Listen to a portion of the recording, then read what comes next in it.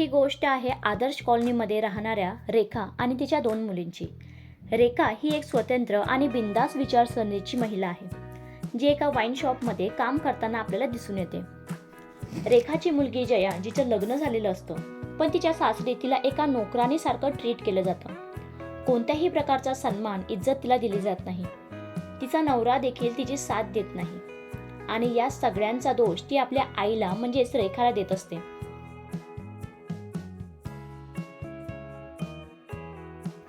आता बघूया सुषमाचं कॅरेक्टर, जी आहे रेखाच्या दुसऱ्या नवऱ्याची मुलगी. सुषमाचा अंदाज एकदम बिंदास बोल्ड दाखवला गेला आहे, पण या दोघी बहिणींचं एकमेकींसोबत अजिबात पटत नसतं, कारण आपल्या जिजूंसोबत रील्स अपलोड करून जिजू आणि साली व्हायरल झालेली असतात. गोष्टीची सुरुवात होते ती जया हॉस्पिटलमध्ये तिला बाळ होत नसण्या कारणाने आलेली असते. आपल्या नवऱ्याला न सांगता ती IVF करायचा विचार करते. आपल्या नवऱ्याला सोबत न आणल्याने डॉक्टर या प्रोसेससाठी तयार होत नाहीत, पण जया त्यांना कसंबसं तयार करते. तर डॉक्टर तिला IVF ची फी 5 लाखापर्यंत सांगतात.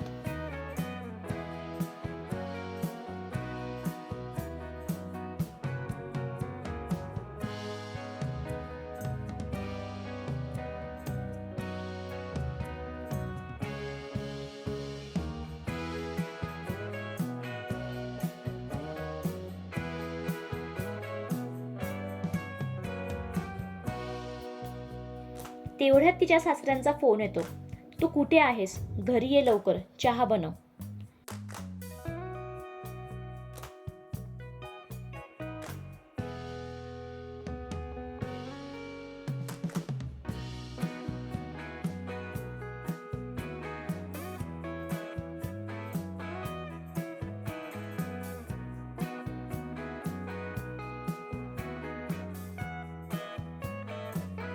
इथे सुषमा सोशल मीडियावर फेमस आहे आपल्या जिजूसोबत व्हिडिओज बनवण्यासाठी, पण या व्हिडिओजवर सुषमाला खूप वाईट ट्रोल केलं जातं.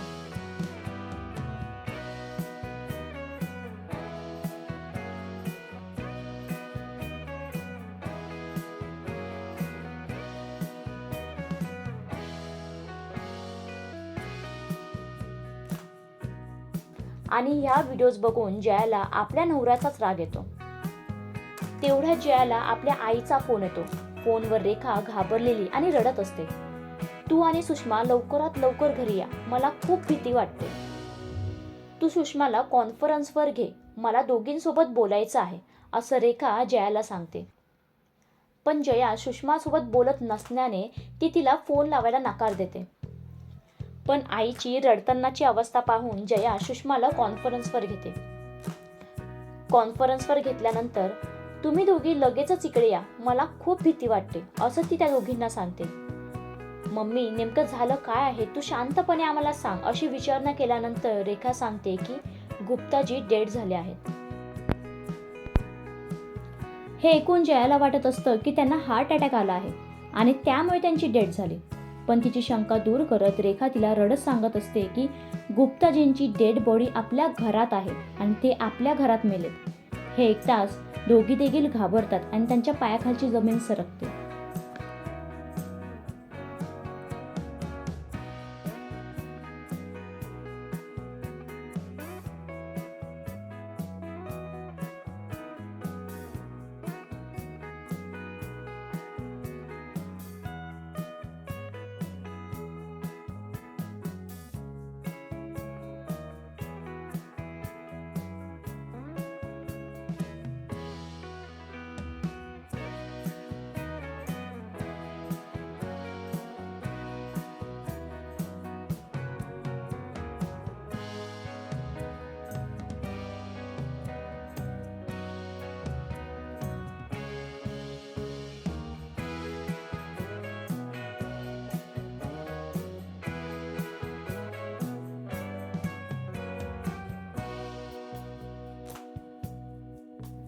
रेखा जेव्हा लग्न करून आदर्श कॉलनीमध्ये आली, तेव्हा सगळ्यांची नजर तिच्यावर आणि तिच्या स्लीवलेस ब्लाउजवर होती.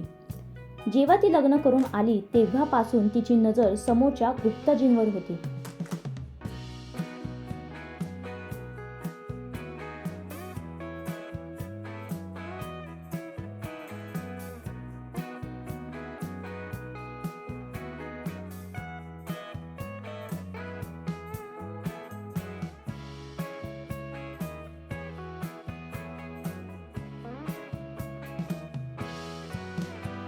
पूजा पाठ करणारे गुप्ताजी देखील रेखाच्या या अदावर फिदा झाले होते. पण आपल्या लहानपणीच्या मित्रामुळे गुप्ताजी गप्प होते.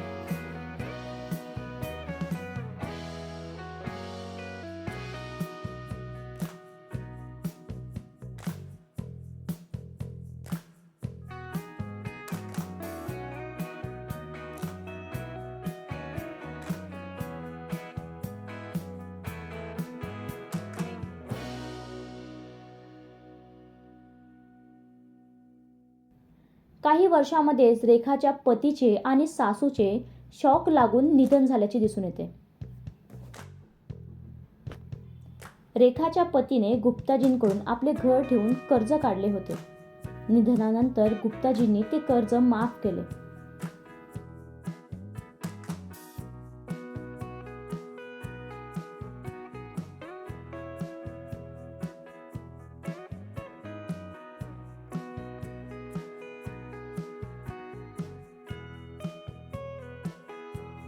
दुसऱ्या दिवशी मुलींना बोलवल्याप्रमाणे जया आपल्या आईकडे येते आणि कोणालाही काही शक होऊ नये म्हणून सगळं काही नॉर्मल आहे असा दिखावा करते.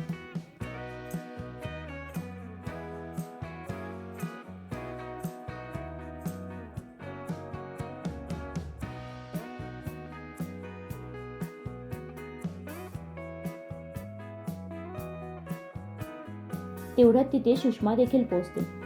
पूर्ण जोश आणि उत्साहात मम्मीला सरप्राईज देत ती घरात येते. लोकांना सगळं काही नॉर्मल वाटायला पाहिजे या कारणाने. थोड्या वेळाने तिघीही डेड बॉडीकडे जातात. समोर गुप्ताजींची डेड बॉडी बघून त्या दोघींना देखील शॉक बसतो आणि त्या देखील घाबरतात. आता आपल्या आईला या प्रकरणामधून जया आणि सुषमा कशा वाचवतील हे तुम्हाला नेक्स्ट एपिसोडमध्ये पाहायला भेटेल. त्यासाठी आमच्या चॅनलला लाईक, शेअर आणि सबस्क्राईब करायला विसरू नका.